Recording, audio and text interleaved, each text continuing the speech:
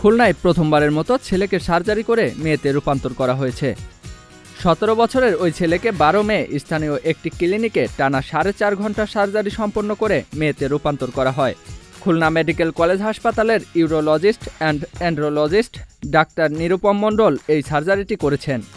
সার্জারির পর রোগী ভালো আছেন বলে জানান চিকিৎসকরা।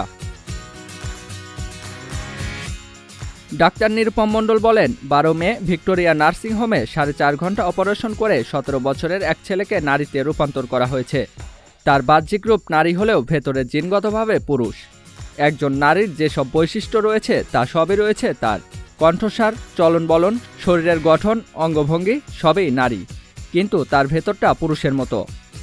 পুরুষের অন্ডকোষ যেমন দ্বিখণ্ডিত করলে যেমন হয় তেমন রয়েছে, কিন্তু সেটা বাইরে নয়, ভেতরে রয়েছে। পুরুষাঙ্গ রয়েছে।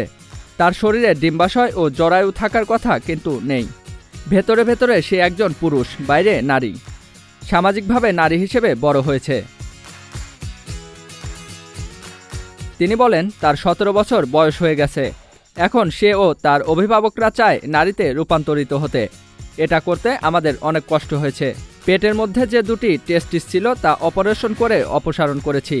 আশা করি তিনি এখন একজন নারীর জীবনযাপন করতে পারবে, কিন্তু সে মাতৃত্বের স্বাদ কোনোদিনই পাবে না।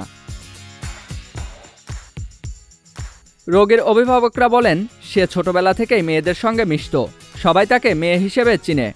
আমরা চেয়েছিলাম আমাদের মেয়েটা সমাজে মেয়ে হিসেবে পরিচিত হোক, সংসার করুক।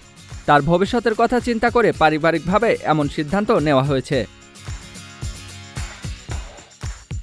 ডাক্তার নিরুপম মণ্ডল বলেন, দক্ষিণ অঞ্চলে এ অপারেশন এটাই প্রথম। রোগী ভালো আছেন। বঙ্গবন্ধু শেখ মুজিব মেডিকেল বিশ্ববিদ্যালয়ে আমি ১০ বছরে একটি অপারেশন হতে দেখেছি। এটা সাধারণত কেউ করে না।